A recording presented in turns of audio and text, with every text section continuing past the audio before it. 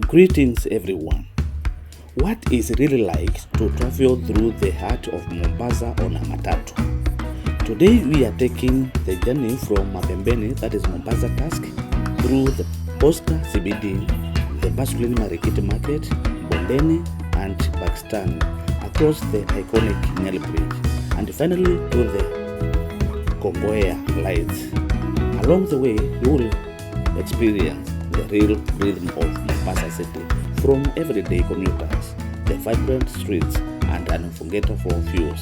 Sit back, enjoy the ride, and let Mombasa unfold before your eyes. Let's go!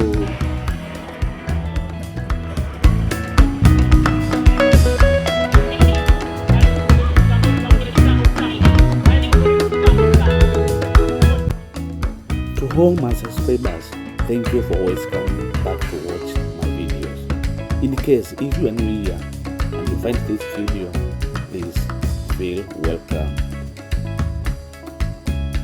and be part of this family by subscribing.